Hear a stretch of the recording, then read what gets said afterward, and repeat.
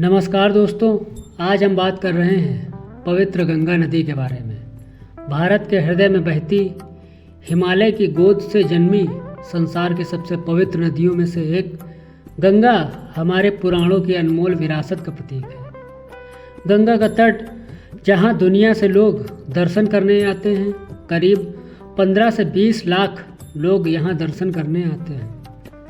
2525 kilometre लंबी गंगा भारत की सबसे पवित्र और लंबी नदियों में से एक है।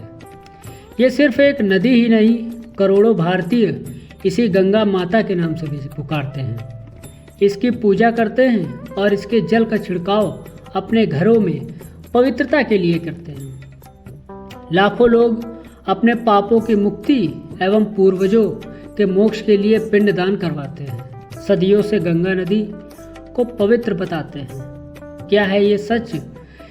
क्यों लोग इसे पवित्र मानते हैं? इसके पीछे कई अनसुनी कहानियाँ, अनसुने राज सम्मिलित हैं। गंगा न सिर्फ धार्मिक दृष्टि से पवित्र है, बल्कि वैज्ञानिक दृष्टि से भी पवित्र मानी जाती है। ये जब हिमालय से बहती हुई हम तक पहुँचती है तो कई जड़ी बूटियों एवं औषधियों को लेकर आती है। वैज्ञानिक मतों के अनुसार यह पता चलता है कि गंगा का जल अपने आप को स्वच्छ रखने की स्वयं क्षमता रखता है।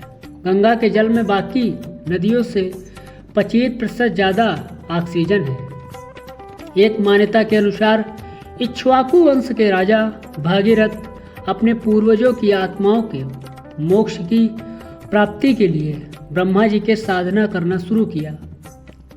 मोक्ष प्राप्त करने के लिए उनके पूर्वजों की अस्थियों तक गंगा का जल पहुंचाना था, जिसके लिए गंगा जी का पृथ्वी पर आना जरूरी था।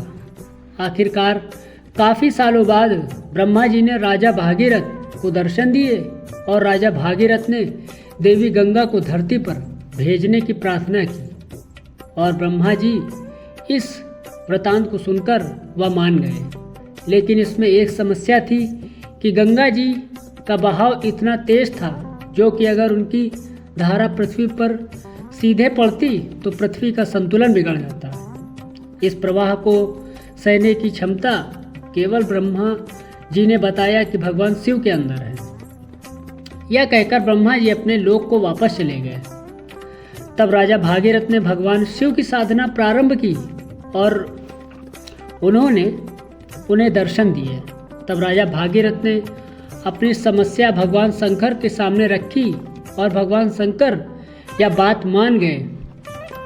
फिर ब्रह्मा जी के आदेश पर गंगा जी भगवान शिव के जटा में प्रवेश करके पृथ्वी पर अवतरित हुए, जिससे उनका वेग कम हो गया और गंगा जी एक धारा राजा भागीरथ के साथ कपिल मुनि के आश्रम पहुंची, जहां उनके 6000 पूर्वजों की अस्थियां थीं। गंगा का जल मिलते ही उन सभी को मोक्ष की प्राप्ति हुई।